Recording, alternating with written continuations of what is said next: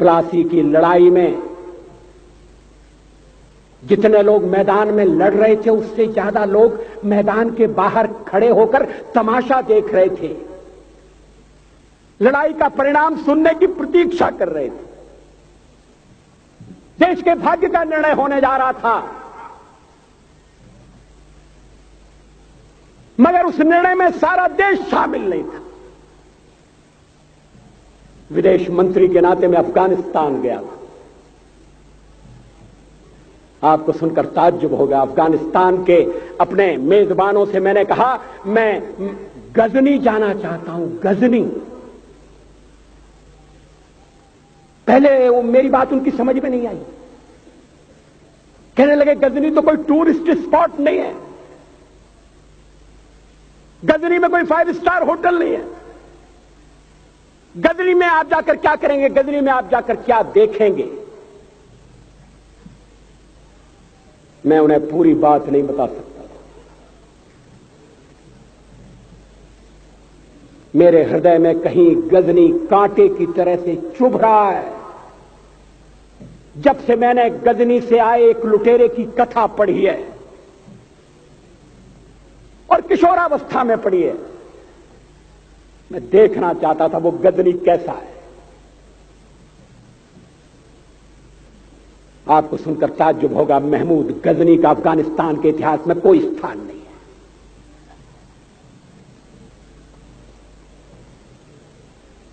गजनी छोटी सी जगह है, छोटा सा गांव है। कल्पना करिए सैकड़ों साल पहले वहां धूल उड़ती थी, झोंपड़ियां थी, मगर एक लुटेरा लुटेरों को इकट्ठा करता हुआ सोने की चिड़िया को लूटने के लिए चला आया। आपस की फूट से जो राजा है वो लड़ेगा, जो क्षत्रिय है वो लड़ेगा। हमने समाज के बहुत बड़े वर्ग को लड़ने के अधिकार से वंचित कर दिया। हमने उन्हें हथियार नहीं उठाने दिए। मार्शल नॉन मार्शल के आधार पर हमने समाज को बांट दिया। वो लुटेरा सोमनाथ के मंदिर तक चला गया। पुजारी देखते रहे। मंदिर की पूजा भक्तों को करना पड़ती है। मंदिर तो एक प्रेरणा का केंद्र है। मैं देशपांडे जी की तरह से नास्तिक नहीं हूं, मगर उनकी नास्तिकता में भी जो आस्तिकता है मैं उसका आदर करता हूं, उसका सम्मान करता हूं। वो जिस आत्मविश्वास से नास्तिक होने की बात कहते हैं,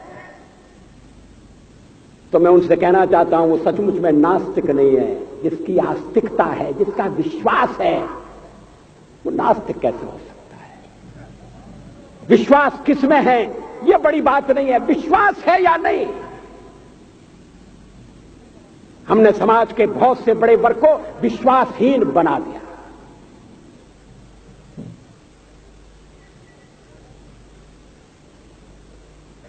लोगों ने हथियार नहीं उठाए। वेद पढ़ने के दरवाजे बंद कर दिए। इसलिए हम पादाक्रांत हुए। अफगानिस्तान में मैंने एक बात और देखी। मुझे जिस होटल में ठहराया गया उसका नाम था कनिष्क।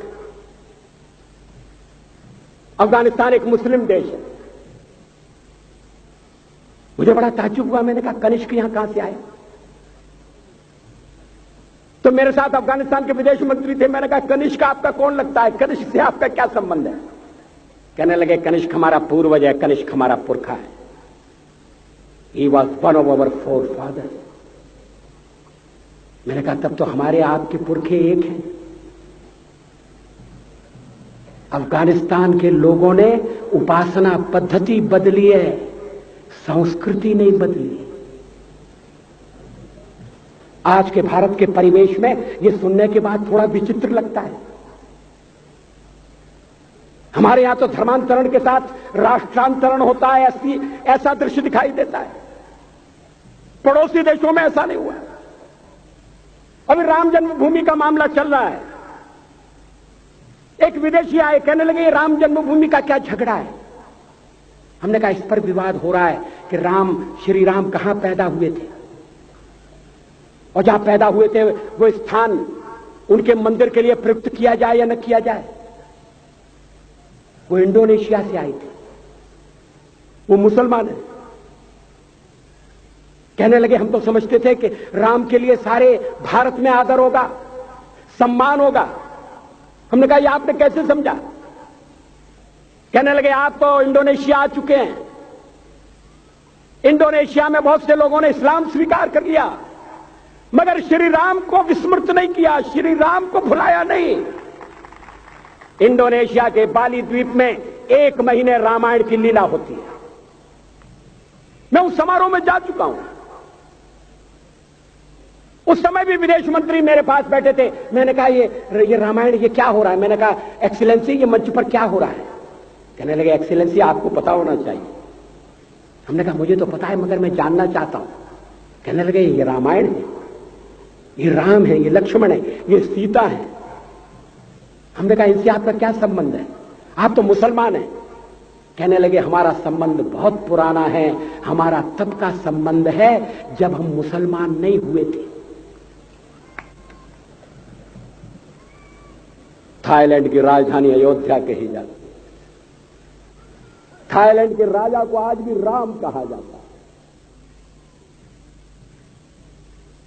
सावरकर जी ने हिंदू राष्ट्र की बात की, हिम्मत के साथ।